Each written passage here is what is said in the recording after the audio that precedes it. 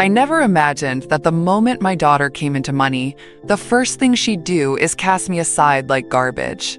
But that night, as rain soaked through my sweater and her security lights blinded my swollen eyes, it wasn't the storm that broke me.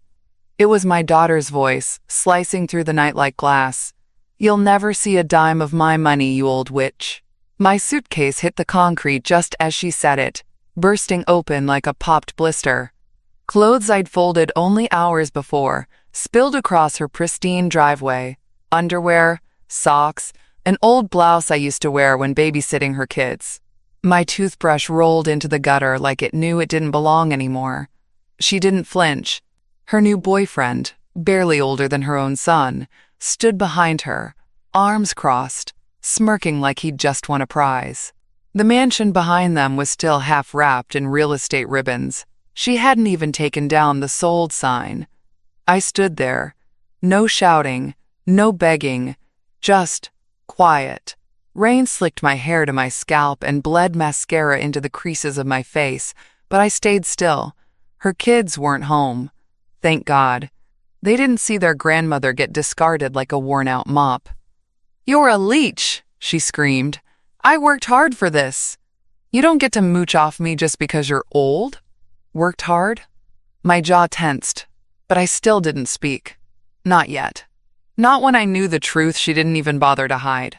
She'd won the lottery 10 days earlier. $10 million. Just like that. And overnight I became dead weight. She used to say if we ever hit it big, we'd travel together. Buy a duplex. I could have my own place, and she'd still have me nearby for the kids. She told her friends I was her rock. But the moment the check cleared, she didn't even leave me a blanket for the night. I picked up my socks off the pavement slowly, one by one. My hands trembled from the cold, but I refused to let her see me cry.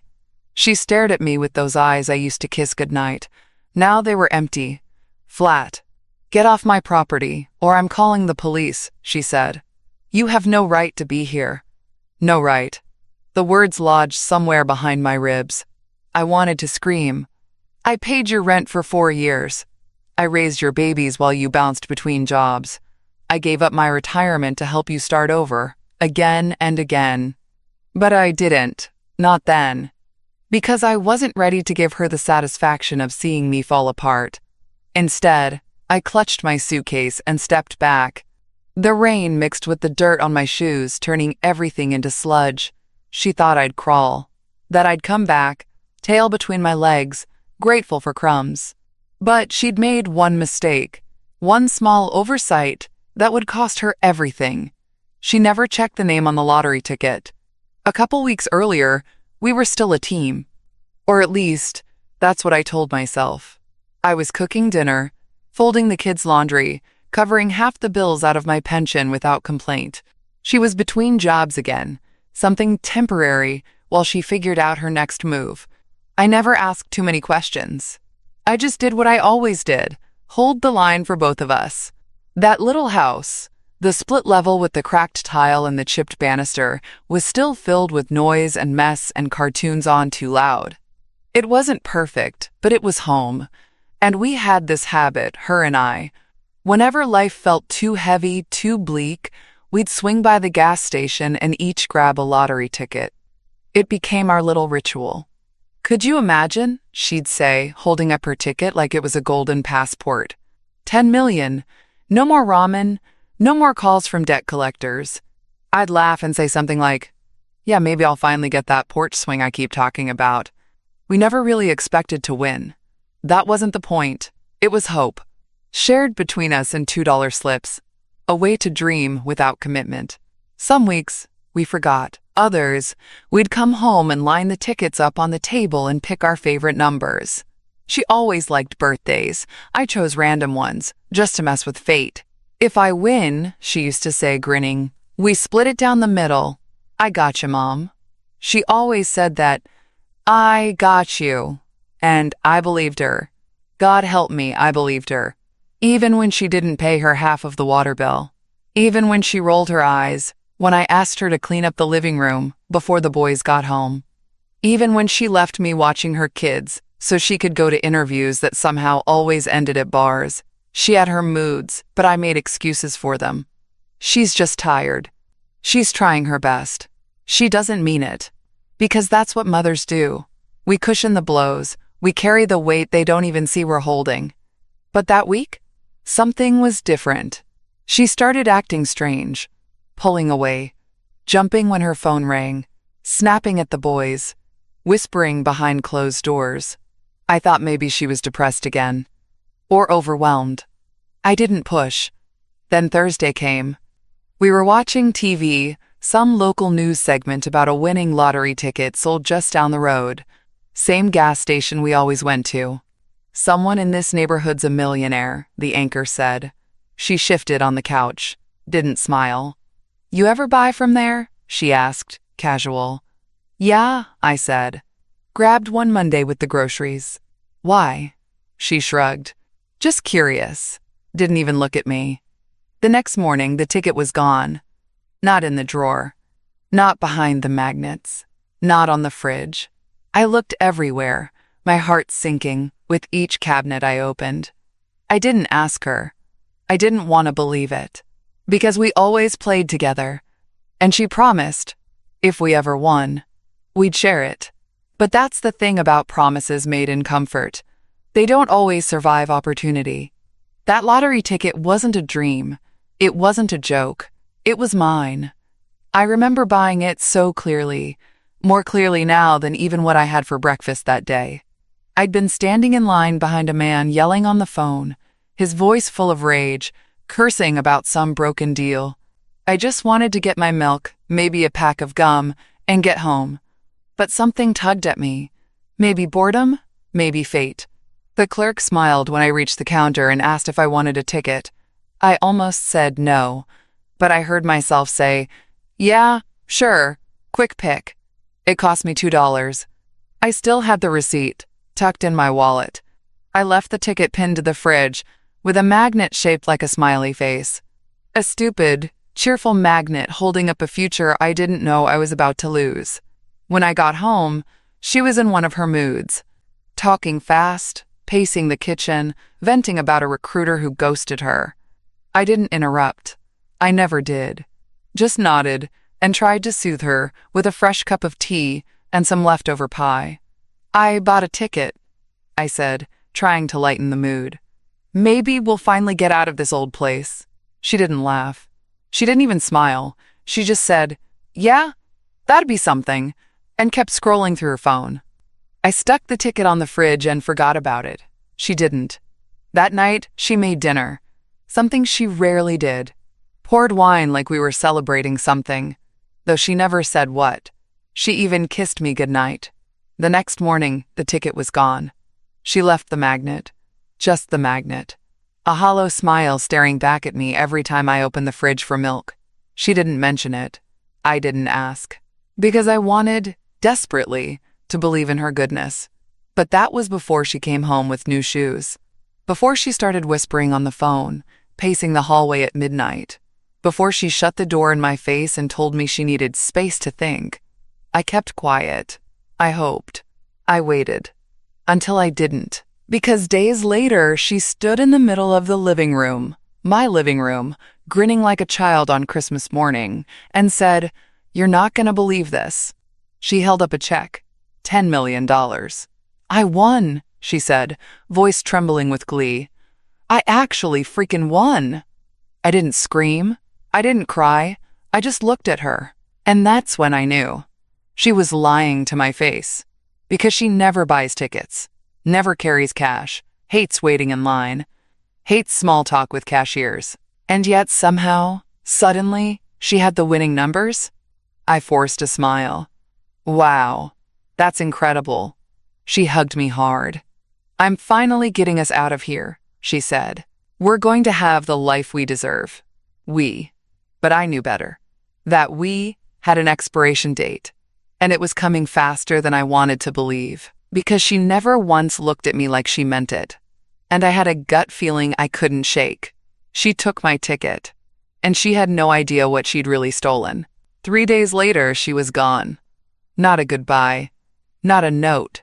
Just a missing toothbrush, a half-empty closet, and silence where her car used to be. I would have thought she was out running errands if it weren't for the neighbor. "Hey," Mr. Frank said, standing by our shared fence, a cigarette between his fingers. "Saw a moving truck out front around 5 this morning. Thought you were heading out." I blinked. "Moving truck?" "Yeah, U-Haul. 2 guys loaded up boxes. She was directing him in heels and a robe." I swallowed. My stomach went cold. I hadn't even heard the truck. I'd been up since 4 with a bad hip and worse thoughts. But somehow she'd slipped out while I was in the back garden pulling weeds like a fool. She didn't just leave. She escaped. That's the word that stayed with me, like I was something to run from. A burden she'd finally cast off. I checked the kitchen. Her mug was gone. The one I gave her when she graduated. Strong women raise strong daughters. It used to sit beside mine every morning. Now it was just me. And the magnet on the fridge. I walked over to it slowly, pressed my hand flat against the smooth white surface, and stared at the spot where that ticket had been. It wasn't a joke anymore. It wasn't just a suspicion. She had taken my ticket. And now she was gone. I called her once. Just once. Straight to voicemail. I didn't leave a message. I didn't beg. I'd spent too many years waiting for her to choose me over convenience. Instead, I sat at the kitchen table and stared at the chair she always used to slump into after a long day, moaning about life being unfair. Unfair. That word echoed around me like an insult. I thought back to how I'd held her hand during childbirth, how I paid off her debts when she lost her second job, how I canceled my own trip to see a dying friend, just so I could watch her kids when she ran off to find herself in Arizona for 3 weeks. And now? She'd moved into a mansion paid for with my money, bought with the winning ticket she stole right out of my house, off my fridge. She had called it a miracle, a blessing, but she forgot something. The name. She never once flipped the ticket over. She never checked who signed it. And that tiny act of arrogance, that's what would unravel it all. I wasn't the same woman who used to wipe away her tears and tell her it would all be okay. No. I was the woman who signed that ticket. And I was done being quiet. She was gone. But not invisible. Not to me. I saw everything she did because she couldn't help herself. She flaunted that win like a badge of honor, parading it across Facebook, Instagram, even tagging local news stations. "From broke single mom to millionaire queen," she wrote under a photo of her on the steps of a marble white mansion, drink in hand, legs crossed like she belonged there. Her smile was wide, but I knew it too well. It wasn't joy, it was gloat. And the people she was celebrating with? Cousins she hadn't called in 5 years. Old high school friends who once talked about her behind her back. Suddenly, they were all family again. And me? I vanished from her narrative completely. No, thank you, Mom. No, we did it. Not even a picture of the house we used to share, where I raised her, where I helped her raise her own children, where I cleaned up her messes and held her together when she was falling apart. She cut me out like I was a wrinkle in her perfect new life. But I didn't shout. I didn't comment. I didn't post a single thing. I just watched. Because in her arrogance, she forgot one thing. I was still her mother. And mothers notice. I saw her status change from seeking employment to private investor. Saw her tag a luxury real estate agent in a story captioned, "Starting Fresh." Saw her post boomerangs of champagne flutes clinking in rooftop bars, while her boys played in the background, unattended. The image of my grandsons in that chaos made something in me go cold. She'd traded structure for spectacle. And me? She replaced me with a nanny who couldn't even spell their names right in captions. But the worst part wasn't what she showed off. It was what she stopped showing at all. The boys. Less and less. First, just 1 photo a week. Then, nothing. And I knew what that meant. She was busy, distracted, self-absorbed. She was chasing a life she never built for herself. Not really. Because the truth? She hadn't earned that money. She'd stolen it. And whether she knew it or not, she was building her dream house on sand. I didn't confront her. Not yet. Because I needed more than anger. I needed proof. So I opened a drawer I hadn't touched in years and pulled out the folder with my receipts, my old grocery lists, and yes, the photo I took of that ticket the day I bought it. Just for fun. There it was. Blurry, tilted, but legible. Date, time, location, numbers. Mine. I printed it, tucked it into my coat pocket, because she may have walked out on me. But I was about to walk right back into the truth. And this time, I wouldn't be the one erased. I didn't go to her. Not yet. I went to the gas station. The same one where I'd bought milk, picked up canned beans, and paid bills on instinct for the last 15 years. The man behind the counter, Ben, knew me by name. "Ms. Evelyn," he called as I stepped in. "Long time no see." I smiled, but it felt tight on my face.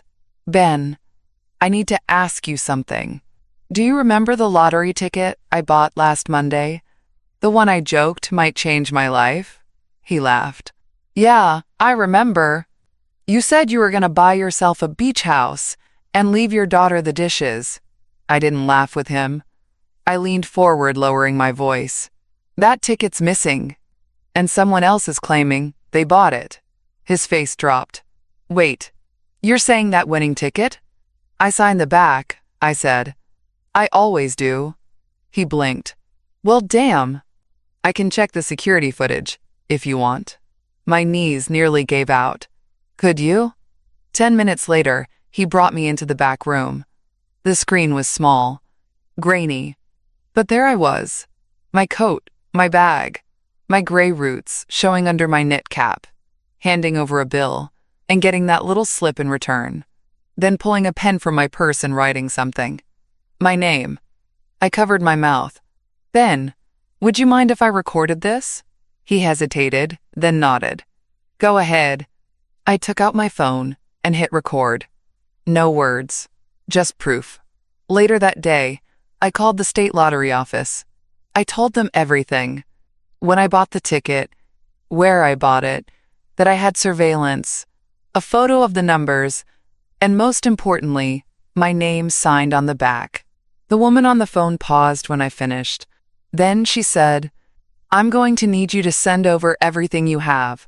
We'll open an investigation. If your name is on the back, and it matches the footage, the payout can be legally challenged." I didn't flinch. I didn't gloat. I just asked, "Can you freeze the winnings?" She answered, "Once the investigation is formally opened, yes." I thanked her and hung up. Then I sat there in my small kitchen, the one she used to mock for being dated, and finally let myself breathe. I didn't text her. I didn't call. Let her keep sipping champagne in her rented luxury. Because while she was busy buying Versace and burning bridges, I was letting the facts do what years of love never could. Hold her accountable. And the best part? She had no idea what was coming. Not yet.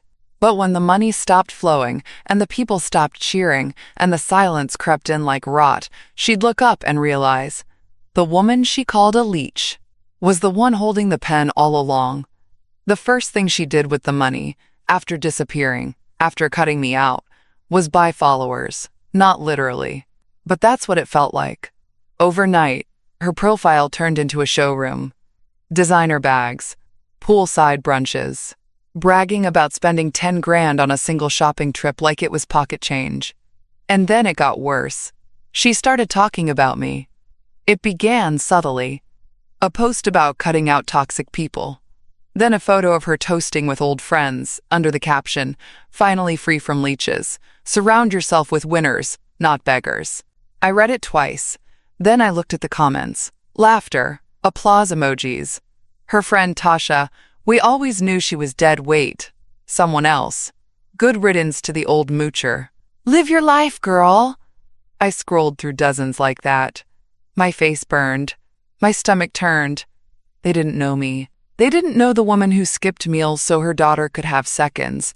The one who co-signed the lease when her credit was in the gutter. The one who held her granddaughter's hand through a fever and cleaned vomit out of the carpet while her mother went clubbing to clear her head. They didn't know what I gave, because my daughter never told them. She'd erased me with a few keystrokes and let strangers paint me as some pathetic parasite. I didn't respond, I just screenshot every comment, every post, every tag. And then I printed them. Because while she was out shopping for clout, I was sitting with a lawyer named Dana, referred by a retired neighbor who'd been through something similar. Dana wore glasses, spoke with precision, and never once asked me if I was sure.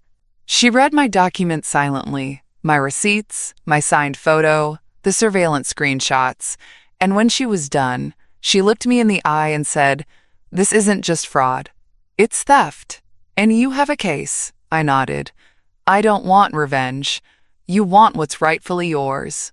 Yes, we submitted everything that afternoon. By the end of the week, the lottery office confirmed. Investigation active. Payout frozen. Public announcement delayed. Still, I said nothing to my daughter. Because what's the point of warning someone who's already burning the bridge behind them? Let her walk further out on that ledge. Let her mock me louder, while the foundation crumbled under her heels. The more she posted, the more she exposed, and she had no idea who was watching. Not anymore. She kept going, louder, meaner, more smug. But I didn't respond. Not a text, not a call, not even a warning. Because when someone's dancing in the middle of a storm they can't see coming, you don't scream at them to stop. You just wait. While she posted photos with captions like, "Real queens don't ask for permission," I was sitting in Dana's office again, signing a formal affidavit confirming the date, location, and circumstances of my purchase. While she uploaded videos flaunting her independence, I quietly forwarded bank statements showing my old balance before the money vanished. Evidence of who I was before she walked out with my future in her purse. I stayed silent, and it became my greatest weapon. Because my silence forced her to fill the void with noise that exposed her ego, her impulsiveness, her complete lack of care for anyone but herself. She'd been calling relatives we hadn't seen in years. "We should catch up," she'd say, dangling trips and gifts like bait. People who never even remembered her birthday were now in her comments, pretending they loved her. And me? I watched. Not with jealousy, not even sadness anymore, with clarity, because she was making the same mistake over and over again, thinking love meant control, that power meant possession, that money could buy a clean slate and memory loss. But what she didn't realize was that while she was treating this win like a fantasy, I was building something solid. A case. A foundation. A future she no longer had any place in. Dana called me late one evening. "The Lottery Commission has officially acknowledged your claim. They're freezing all associated accounts linked to the winning ticket until the matter is resolved. The payout is on hold indefinitely." I sat in my kitchen, a cup of tea in my hand, listening to those words like they were music. "Do I need to inform her?" I asked quietly. Dana chuckled. "No, the banks will do that for you." And sure enough, 2 days later, her social media went quiet. Dead quiet. No posts, no stories, no luxury hauls, no champagne bubbles. Just silence. I imagined her waking up, trying to use her card, and watching the screen flash declined. I pictured her trying again, frantic fingers, confused voice, and then finally, panic. But I didn't smile. I didn't cheer. Because this wasn't about vengeance. It was about dignity. Mine. I had done everything right. I had loved her beyond my limits, sacrificed beyond reason, given without taking, and she repaid me with exile and mockery. But now? Now she was getting exactly what she gave me. Nothing. The state verified everything. Every timestamp, every camera angle, every grainy second of footage that showed my hand taking that ticket, sliding it into my purse, signing my name in shaky pen. It was mine. They didn't even hesitate. "This will move forward to public announcement," the official told me. "We'll be issuing a correction and planning a press release for the true claimant." She said, "true claimant," like it was a title, a role I had earned just by being honest. And for the first time in months, I felt seen, not as someone's mother, not as a doormat or a burden, but as a person who had held on to the truth, even when it nearly crushed her. I hung up and stared at the quiet house around me. No chandeliers, no echoing staircases or ocean views, just the kettle, the fraying curtain, the chipped paint by the sink. And yet, it felt more like home than any mansion ever could. I didn't rush to tell anyone, not even the neighbor who'd lent me a casserole dish and once whispered, "You're too good to be treated like that." Because this wasn't about proving something to them. It was about proving something to myself, that I hadn't gone crazy, that I hadn't imagined her change, her coldness. The moment she stopped seeing me as family and started seeing me as competition, she thought I'd stay silent forever, that I'd be too embarrassed, too small, too old to fight back. But she forgot. Quiet doesn't mean weak, and dignity doesn't ask for permission. I looked out the window that night, the sky dark and starless, and let myself feel something I hadn't in weeks. Peace. Because I didn't just get my ticket back. I got me back. The version of myself that knew her worth. That knew when to give and when to stop giving. That no longer measured her love in how much she could endure. The press conference was scheduled for next week. Minimal notice. Just enough time to prepare. I didn't tell my daughter, why would I? She never told me she was leaving. Never told me she was moving. Never said a word, while she pocketed $10 million and told the world it was hers. She forgot to look back. And I wouldn't warn her to look ahead. Let her find out like I did, alone, stunned, standing in the middle of a life that didn't belong to her. The truth was on its way, and it had my name on it. The night before the press conference, I couldn't sleep. Not from nerves, not from fear, from memory. I lay on my old twin bed, the ceiling fan whirring above me, and stared into the dark as images played across my mind, like a film no one asked to watch. Her first steps, her first heartbreak. How she once climbed into my bed at 15, cheeks blotchy, mascara smeared, whispering, "Why does everyone leave?" I held her that night until dawn. I never thought she'd be the one to leave me behind. I thought I was building a life where sacrifice was its own reward. That if I just kept giving, kept holding space for her chaos, one day she'd look back and say, "Mom, I see you." She never did.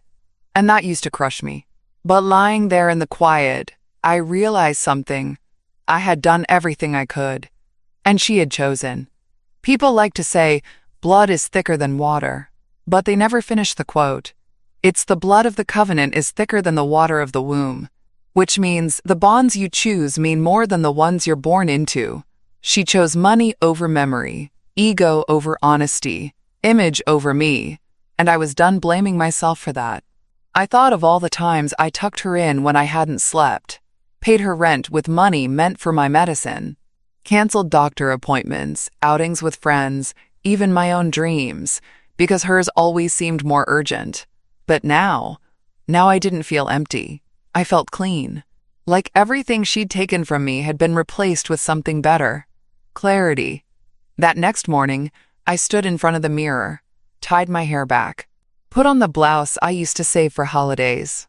Not flashy, not expensive, but it was mine. The ride to the press conference was quiet. Dana sat beside me, briefcase on her lap, eyes calm. She didn't ask if I was ready. She knew I was. We arrived at the small auditorium, nothing grand, just a podium, a banner, and a room full of local reporters buzzing with questions. The official called my name. Today we're here to clarify the rightful ownership of the $10 million winning ticket purchased at Gas & Go on Route 18. Cameras flashed. I stepped up. My voice didn't shake. "My name is Evelyn Markham," I said. "I bought that ticket, I signed it, and I am the rightful winner." It was over in 3 minutes, but the silence afterward felt eternal. The press tried to ask more. I smiled politely and stepped away, because I didn't need to explain myself anymore. The truth had already done the talking, and somewhere out there, my daughter's perfect world was cracking. I didn't need to watch. I already knew what it looked like when people realized their castle was built on stolen sand. I didn't post a thing after the press conference. Didn't tag, didn't brag, didn't even tell a soul outside the legal circle. But somehow, she still hadn't heard. Because the very next morning, She posted a story from a rooftop lounge, wearing new pearls and holding a cocktail like the world still belonged to her. Manifesting more millions, the caption said. I stared at my phone, lips pressed tight. She had no idea the state had frozen her accounts, no idea the investigation was over, no idea that her name was about to be erased from every inch of the prize she'd claimed. And I didn't owe her a warning. Let her enjoy one last sunset over a rented skyline. I had arranged the press conference for a reason. Minimal notice, quiet location, just enough presence to be official but not enough to alert her before it was done. She didn't know because I hadn't told her, and she hadn't checked because she thought I was incapable of action. That was her blind spot. She thought my silence meant surrender. She forgot who raised her. The woman who sat through school meetings with a spine made of steel. The woman who worked overtime to pay for her braces, then sewed her prom dress from clearance fabric because she couldn't afford the one she really wanted. The woman who stayed up all night to hold her through breakups, anxiety attacks, postpartum tears. I had been her backbone. Until she snapped it. So now I stood alone. Not weaker, not lesser, but clearer. I didn't need the world to know what she did. I just needed the law to. And they did.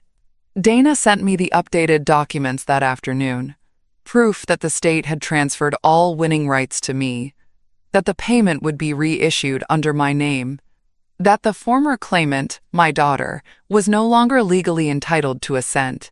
I sat at the kitchen table, paper in hand, and breathed. She still hadn't called. Still hadn't noticed. And part of me didn't want her to. Because the longer she stayed in the dark, the sharper the fall would be. People like her don't see the truth until it's too late. Until the lights flicker off. The bank apps stop working. The friends stop answering. And the people she spent $10 million trying to impress turn their backs without a second glance. That was coming. And when it did, I wouldn't raise my voice. I wouldn't slam any doors. I'd simply look her in the eye and do what she never expected. Walk away. The moment when news finally reached her. The clock on my kitchen wall ticked past 12:18 p.m., and my phone erupted into a frenzy, buzzing like a swarm of angry hornets trapped in a jar. Each vibration rattled the worn oak table beneath it, a relentless reminder of the world demanding my attention. I ignored every call, every chime, every insistent pulse. My heart knew who it was waiting for, and it wasn't the neighbors or the news stations or the curious voices itching for gossip. I sat still, my hands folded in my lap, the weight of years pressing against my chest like a stone smoothed by a river's endless current. I waited for her. At 13:43, I finally picked up. The phone's screen lit up with her name, a name that once felt like family, but now tasted bitter. Like coffee left too long on the burner. I answered, and she didn't bother with pleasantries. No. Hello? No. Are you okay? Her voice tore through the line, raw and jagged, a scream that carried the weight of a life unraveling in real time. You stole my life, she shrieked, her words splintering with panic, the kind that erupts when someone realizes the carefully crafted mask they've worn for years is melting under the glare of truth, exposed for all to see. Her voice was a storm, wild and unmoored, but I stayed quiet, letting the tempest rage. I could picture her pacing, her manicured nails digging into her palms, her world collapsing in the harsh light of a public stage. You think you're clever, don't you? She spat. You think this is justice. You humiliated me in front of everyone. What am I supposed to do now? How am I supposed to face them? Her words hung there, trembling, and I let the silence stretch just long enough to feel her squirm. When I finally spoke, my voice was steady, low, a blade honed by years of swallowing my own pain. You could start, I said, by saying thank you.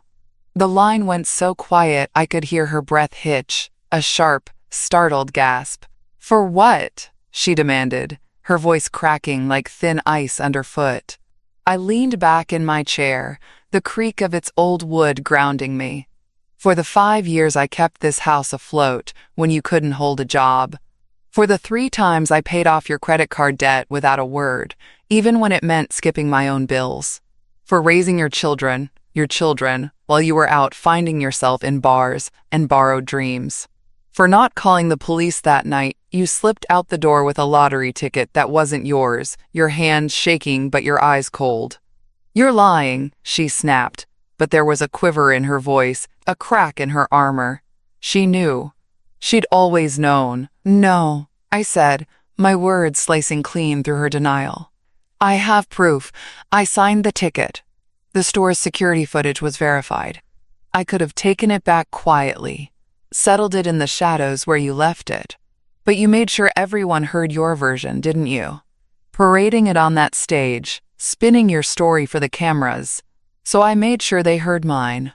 She broke then, not with soft tears or remorse, but with the raw, desperate sobs of someone watching their empire of lies crumble. You've ruined everything, she choked out, her voice thick with the kind of fear that comes when the world sees you for who you are. No, I said, calm as a winter morning. You built this ruin. I just stopped pretending it was a palace. Her breath caught again, and I could almost see her grasping for words, for some way to claw back control. You don't understand, she pleaded. I bought things. The house, the car, the clothes, everything. It's all gone now, isn't it? You've taken it all. I didn't flinch. I've already donated half, I said, my voice unwavering, each word deliberate, to women's shelters, to single mothers who fight for their kids, not abandon them, to the ones who don't treat their own flesh and blood like garbage left on the curb. She gasped, a sound so sharp it was as if I'd struck her across the face. You're insane, she whispered, but there was no conviction left, only the echo of her own defeat. No, I said, my voice soft but unyielding. I'm done being your shadow, your safety net, your silent partner in a life you didn't earn. And then I hung up. No warning, no hesitation, just the quiet click of the call ending, like the closing of a door I'd held open far too long. The silence that followed was different, not heavy, not suffocating, but light, like the first breath after a long dive underwater. For the first time in years, I didn't feel like a mother cleaning up someone else's chaos or a sister carrying someone else's weight. I felt like me, whole, unburdened, the real winner of a game I hadn't chosen to play. But as I set the phone down, a flicker of something stirred in my chest. Not guilt, not regret, but a question. What comes next when you've burned the bridge you spent a lifetime building? I glanced at the clock. The day was still young, and the world outside was waiting to see what I'd do with my victory. The sun had barely crept over the horizon the next morning when the world began to shift under her feet. By dawn, her accounts were frozen, locked tight as a vault. The banks, with their cold efficiency, had acted swiftly once the fraud claim was confirmed, their systems blinking red with the weight of her deception. Her house, that gleaming glass mansion she'd bragged about on every social media post, was now under review, its title tangled in a legal knot she couldn't untie. The car, a sleek convertible she'd driven like a crown, was leased under a name she no longer had legal claim to.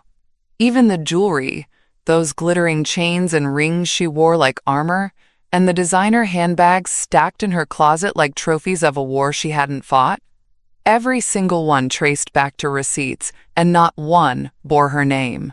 The truth was unraveling her life, thread by thread, and I didn't have to lift a finger. That's the thing about theft. It's a house of cards, fragile and fleeting. Once the truth blows through, it collapses under its own weight. I heard the story through our cousin Lila, who'd only recently been pulled back into her orbit after 5 years of silence. Lila called me, her voice a mix of shock and grim amusement, recounting how she, my daughter, the one who'd screamed at me just yesterday, had stormed into a boutique downtown, her usual air of untouchable confidence trailing her like perfume. She'd swiped her card for a silk scarf, something to soothe the sting of her public humiliation.